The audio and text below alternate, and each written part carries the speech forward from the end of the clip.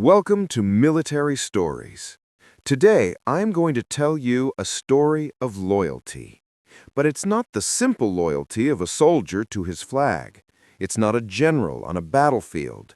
This is a story of a loyalty that was tested in the shadows, in the whispers of a Berlin apartment, in the heart of a marriage. This is the story of a loyalty to one's country that cost everything. This is the story of Captain Elizabeth Reed. Before the world tore itself apart, Elizabeth was a rising star, one of the very few, women to hold a rank in U.S. Army intelligence analysis. In 1937, she was assigned to the American Embassy in Berlin. She was brilliant, sharp, and she saw the storm clouds gathering over Europe long before others did. And then, she met him. Major Volker von Steiner. He was everything you imagine from a tragic romance. He was tall, decorated, a Prussian aristocrat who moved with a dangerous, sophisticated grace. He was a high-ranking officer in the Wehrmacht, the German army. They met at a diplomatic ball. The air was thick with tension, with the unspoken fears of what Hitler was doing. But for a few hours, they weren't soldiers on opposite sides of a brewing storm. They were just a man and a woman. He didn't see an American officer. He saw a mind that matched his. She didn't see a German major. She saw a man who quoted poetry and seemed different. Against all advice, against all protocol, they fell in love.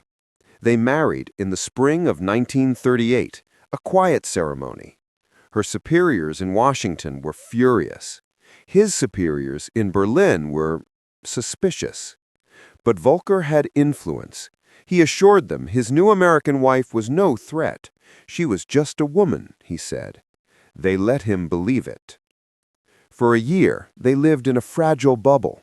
Elizabeth resigned her formal commission, a condition of the marriage. They lived in a sprawling Berlin apartment, attending operas, hosting dinners where German officers mingled awkwardly with foreign diplomats. Elizabeth walked a tightrope, loving her husband while loathing the regime he served. She told herself that Volker was different. He was a soldier, not a Nazi. He was loyal to Germany, the idea of Germany, not the swastika. Then, September 1939. The tanks rolled into Poland. The world exploded. Overnight, Elizabeth Reed von Steiner went from being a respected, if controversial, diplomatic figure to an enemy alien. She was trapped. Her American passport was a liability. Her only protection was her husband's name. The Volker who returned from the Polish campaign was not the man she married. The laughter was gone. The poetry books lay gathering dust. He was colder, harder, his eyes filled with a new, pragmatic darkness. The first time he asked, it was subtle. They were in their study. Rain lashed against the windows, a soundtrack to the end of the world. "Eliza," he said, not looking at her, swirling brandy in a glass. "You still have friends at the Swiss embassy. You hear things. The Americans, what are they planning? What is Roosevelt really thinking?" She froze. "Volker, don't. Please, we promised no politics in the home." He turned, his face unreadable. "This is not politics, Liebling. This is survival. Our survival. The war will be over by Christmas, but it will be difficult. If I have better information, I can protect us. I can ensure we have a future." "What kind of information?" she asked, her voice barely a whisper. "Just chatter. Shipping manifests. What are the Americans sending to the British? It's nothing. Small things. For me. For us." She stood up, her hands trembling. "You are asking me to spy." "I am asking you to be my wife," he hissed, the charm vanishing. She refused. She said no. She told him he was crossing a line that would destroy them. He backed off, but the seed was planted. The cracks in their foundation began to split wide open. A month later, he asked again. This time, it wasn't a request, it was a demand. "They're watching me, Eliza. The Gestapo, Himmler's men. They don't trust me. Why? Because I have an American wife who refuses to prove her loyalty. Do you know what they do to traitors? Do you know what they will do to me?" He was using fear now. He was using their life together as a weapon. "What do you want, Volker? What do you want me to do?" "I want you to go to the American embassy. It's neutral territory. They still operate. And just listen. Talk to your old friends. Find out who is coming, who is going." "You want me to betray my country, the country I was born in, the country I swore an oath to." "You swore an oath to me," he roared back. "And I would have kept it. I would have died for the man I married. But he is not standing in this room. I don't know who you are." This was the start of the real war. Not the one in the trenches, but the one in their home. Every day was a psychological battle. He would bribe her with promises of a life in Switzerland, safe and away from it all. He would threaten her with the concentration camps. He would leave photographs on her pillow, images of her family back in Ohio, with a simple, unspoken message: "I can reach them." But Elizabeth, she was not just a wife, she was a soldier, and her refusal was absolute. The more he pushed, the colder she became. The love she felt had curdled into a quiet, resolute defiance. She was alone in the heart of the enemy, with no one to trust. She realized she wasn't a prisoner. She was a holdout, the last American outpost in a city of monsters. The mystery of her story is not that he asked. The mystery is what she did next. By 1941, the United States was still technically neutral, but war was inevitable. Elizabeth had not spoken to her husband in weeks, though they still lived in the same apartment, a pair of ghosts haunting a museum of their past life. Volker was now a colonel, deeply enmeshed in the Nazi war machine. He believed she was broken, cowed into silence. He was wrong.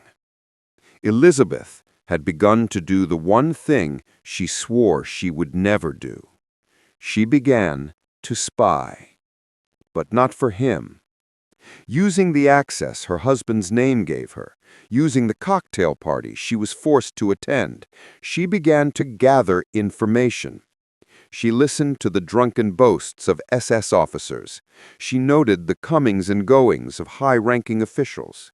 She memorized troop movement plans she saw on her husband's desk when he was away. She had no way to transmit it, no radio, no contacts. She was just collecting, waiting. The end came in December 1941, just days before Pearl Harbor. An American journalist, a man named Thomas Lowry, had been arrested by the Gestapo. He had real, damaging information, the plans for the new U-boat Wolfpack tactics. He was being held in a temporary facility before being sent to Gestapo headquarters for interrogation. Elizabeth learned this from a whispered conversation at a dinner party. She also learned the transport schedule. She had a choice: do nothing, stay safe. Her husband would protect her as long as he was his possession. Or she could act.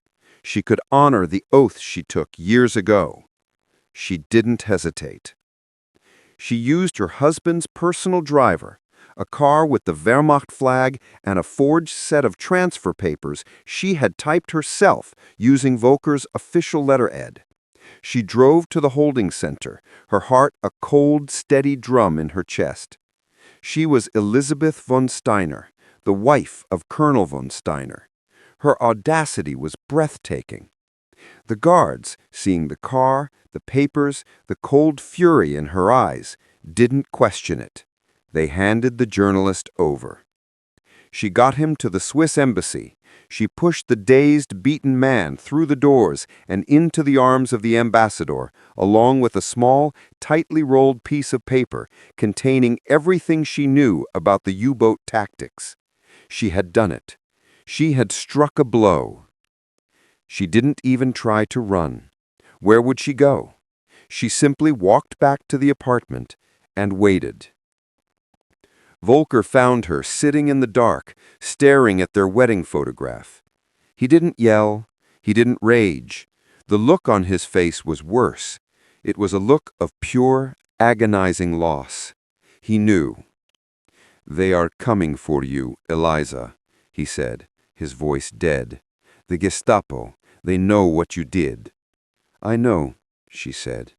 "Why, Eliza? After all this, why?" She stood up and looked at the man she had once loved. "You asked me to choose. You said it was for us. But there is no us. There is only your uniform and my flag. You made your choice, Volker, and I've made mine." When the Gestapo kicked in the door, she did not flinch. Her husband, Colonel von Steiner, did not move to stop them.